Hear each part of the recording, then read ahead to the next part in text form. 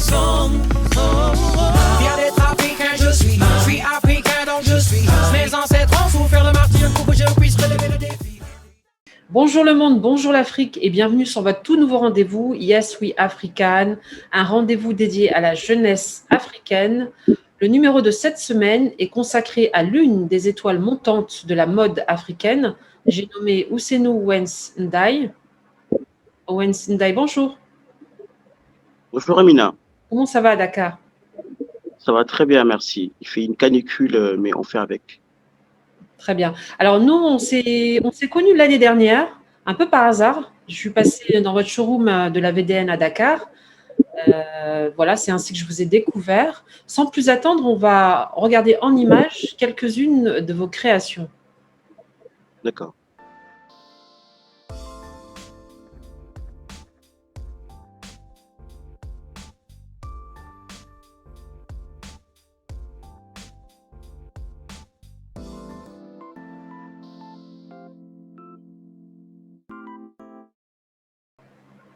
Alors tout simplement magnifique, Owens.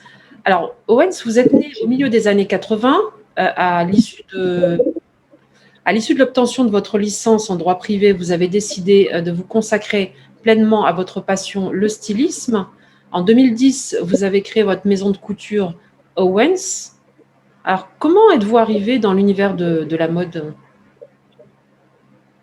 Alors, je répondrai par pure passion, hein. Je suis aujourd'hui dans la mode par pure passion. Parce que comme vous l'avez souligné tout à l'heure, je suis juriste de formation, mais j'ai toujours été passionné de mode. Donc, c'est la raison pour laquelle aujourd'hui je suis styliste. Alors, vous avez ouvert votre maison votre maison de couture, pardon. Vous avez ouvert votre maison de couture en 2010.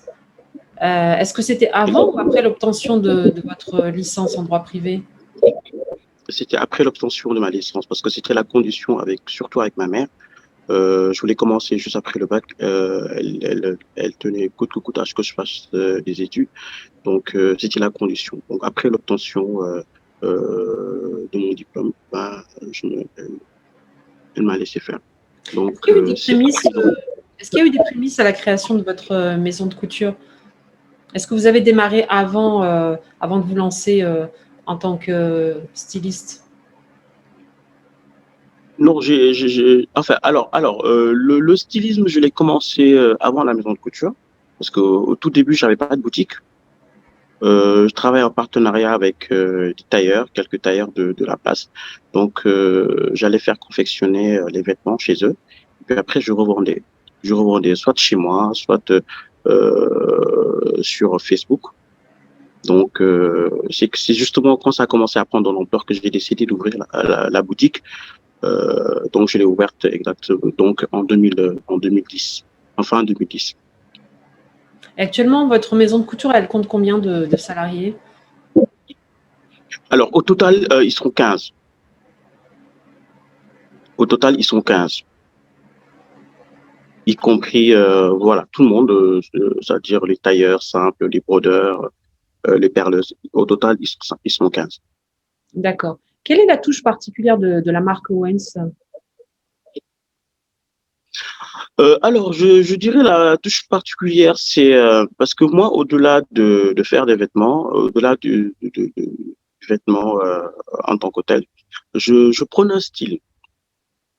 Donc, le style, c'est dans tout, hein. C'est dans le port, la tenue et surtout dans l'accessoire. Et je travaille beaucoup le cachemire, la soie et le super 100. Donc, parce qu'on on a l'habitude de voir, en tout cas chez les créateurs africains, beaucoup de tenues avec du wax, avec du pain tissé. Je l'utilise, hein, j'ai pas de frontières, j'utilise tous les tissus. Mais ma marque de fabrique, c'est quand même les Super 100 et c'est des tenues modernes. Donc, c'est des tenues traditionnelles, mais modernisées. Donc, c'est des tissus, on va dire, étrangers que je prends et j'en fais des tenues très modernes. Exactement. Donc, c'est des tenues traditionnelles. Exactement. C'est des tenues africaines d'avant, moderniser à travers les coupes. Donc, j'en fais des tuniques et des pantalons normaux que les clients peuvent même mettre avec une chemise, avec une veste, avec un t-shirt pour aller travailler. Alors, Owens, vous êtes sénégalais, africain, mondain aussi. Quelles sont vos sources d'inspiration? Alors, les sources d'inspiration sont multiples, hein. Je peux m'inspirer de tout. Je peux m'inspirer d'un t-shirt, je peux m'inspirer d'un drapeau. Mais ce qui nous quitte le plus, moi en tout cas, des fois, c'est le tissu en tant que tel. C'est-à-dire, ce sont les motifs même du tissu qui vous guident automatiquement vers un modèle. Sinon, c'est on fait appel à notre imagination. On se lève tard dans la nuit, on réfléchit, on dessine, on imagine. Et puis après, on se met à dessiner. Après ça, puis on va directement à la production. On essaie de matérialiser ce qui nous trotte dans la tête et ce qui a été dessiné. Mais je peux m'inspirer vraiment de tout, de tout. Alors, vous vous faites appeler l'artisan designer. Qu'est-ce que ça signifie pour vous? Oui.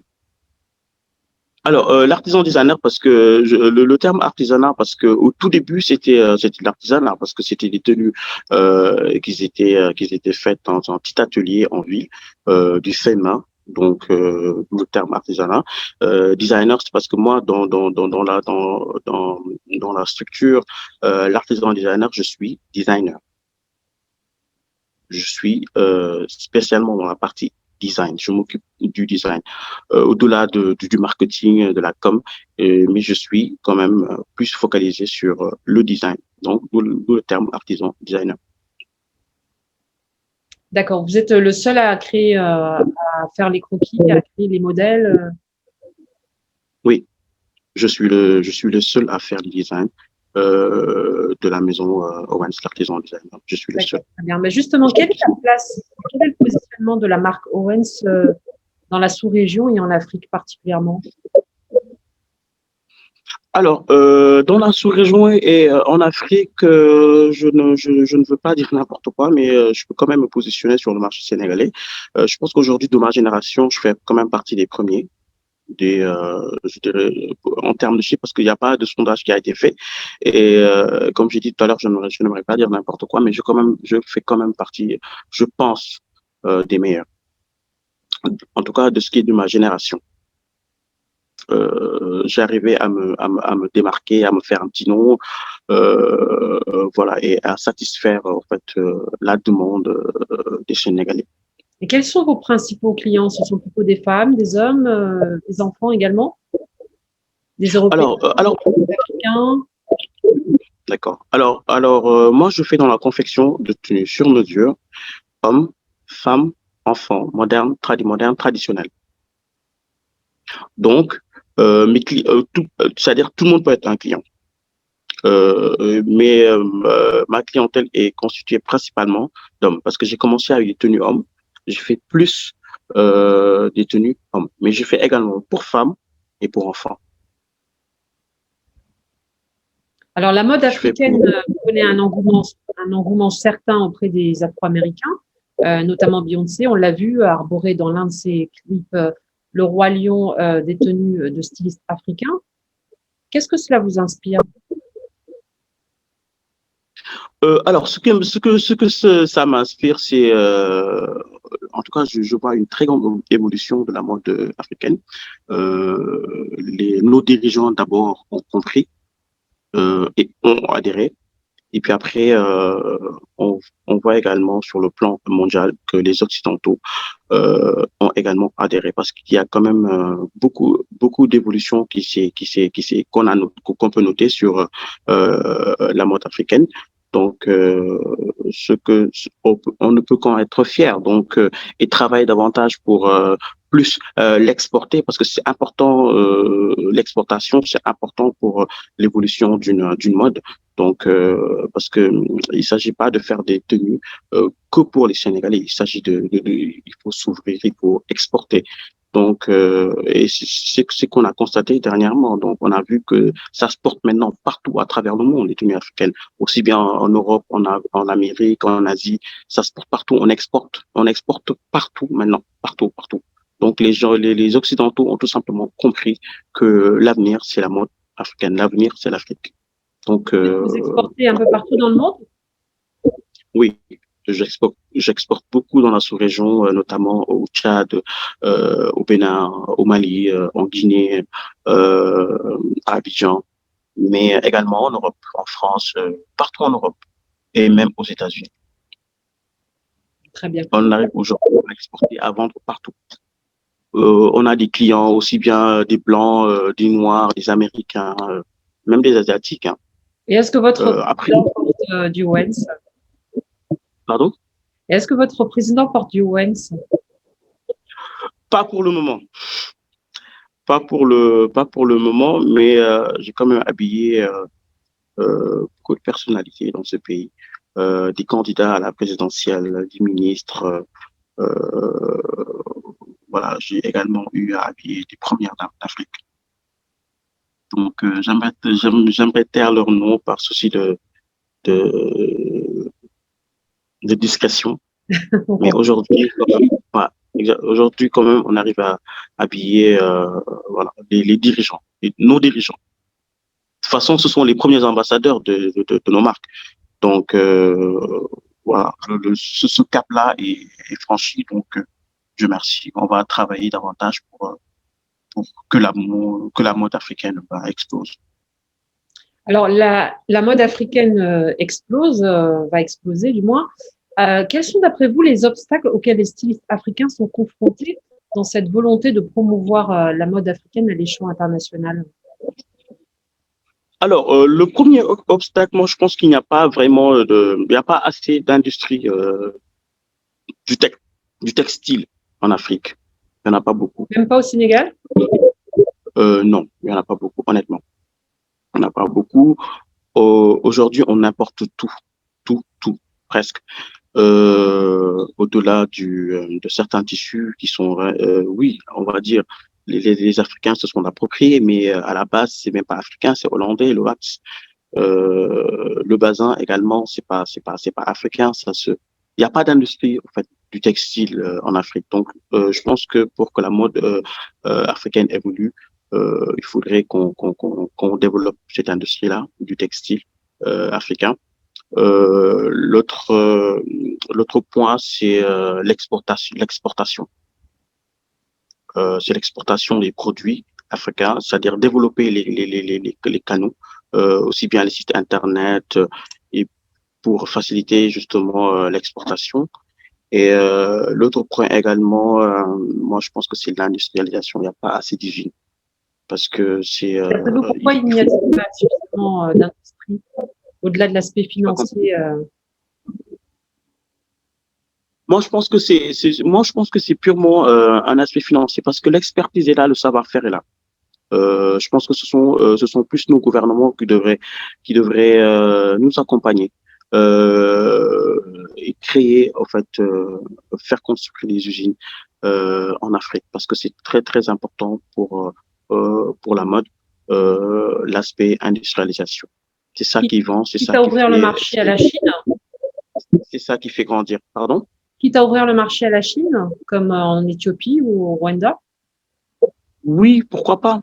Pourquoi pas? Mais ça serait mieux quand même, que nos gouvernants, que les présidents, c'est-à-dire les dirigeants africains, fassent construire des usines partout en Afrique pour faire Pour les développer Africains et justement par les Africains. par les Africains et pour les Africains, exactement. Comme disaient les Américains, for us, by us. Donc, oui, oui. Parce qu'aujourd'hui, nos productions de masse, on les fait faire en Chine, on les fait faire en Turquie, on les fait faire au Maroc. Moi, tous les grands marchés que j'ai eus, je les ai exécutés à l'étranger. Donc, ça serait vraiment mieux qu'on ait nos usines euh, ici, hein, au local, pour exécuter ces marchés-là. Autant d'aller les exécuter à l'étranger.